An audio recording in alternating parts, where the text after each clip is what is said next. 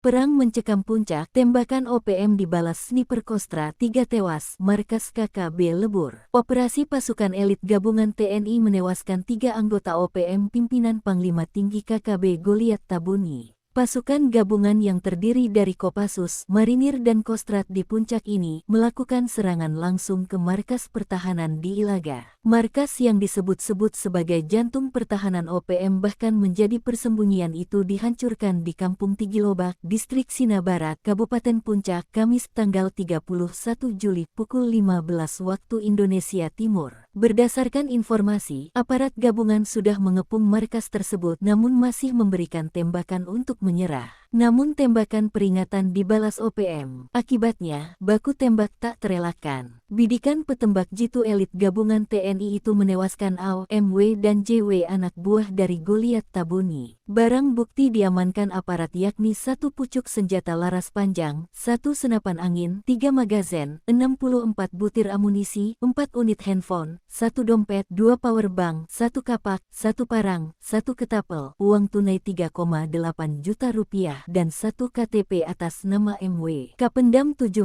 Cenderawasih belum memberikan keterangan. Namun ia membenarkan ada operasi di kawasan Puncak, Papua Tengah. Kita cek dulu ya, ujarnya. Sementara itu, Goliat Tabuni dikabarkan menyingkirkan ke markas rahasia di kawasan tinggi di Puncak Papua yang tak bisa dijangkau. Jika di Puncak 3 anggota OPM ditembak, dari Puncak Jaya, 1 In, seorang warga sipil menjadi korban kekerasan menggunakan senjata tajam yang diduga dilakukan orang tidak dikenal. Peristiwa ini terjadi Kamis, tanggal 31 Juli tahun 2025, sekitar pukul 12.30 waktu Indonesia Timur, di Jalan Pasar Lama Kota Mulia menuju Kamdokome, Distrik Yamo, Puncak Jaya, Papua Tengah. Namun diselamatkan dan masih dalam perawatan. Korban saat ini sedang menjalani perawatan intensif di RSUD Mulia. Saat ini Satgas Operasi Damai Cartens masih melakukan penyelidikan terkait keterlibatan dari KKB dan pengejaran terhadap pelaku, ujar Kepala Operasi Damai Cartens Brigjen Pol Faizal Ramadhani, Kamis, tanggal 31